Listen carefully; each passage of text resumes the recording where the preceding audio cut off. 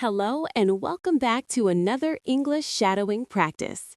In today's episode, we're going to talk about something very real and very important: stress and happiness. You will hear a natural conversation between two speakers. Your job is simple: listen carefully and repeat after them. Try to copy their pronunciation, rhythm, and intonation. Let's begin. Hey, Alex, you look a bit tired today. Is everything okay? Yeah, I'm just feeling a little stressed. Work has been really busy lately. I understand. Stress can really drain your energy. What's been bothering you the most? I think it's the deadlines. I have too many tasks and not enough time to finish them all. That sounds overwhelming. Do you take breaks during the day? Not really.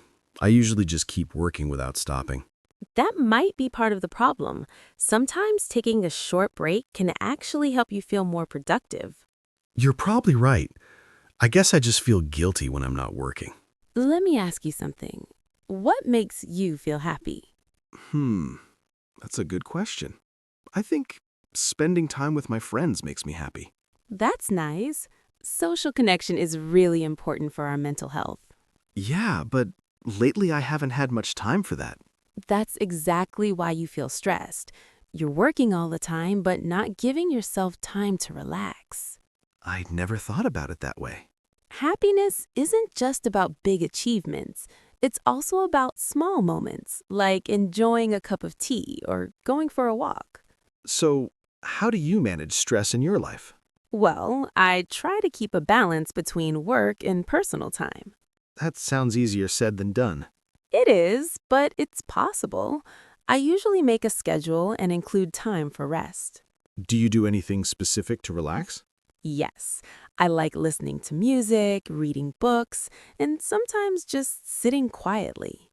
That sounds peaceful. It really helps. You should try it.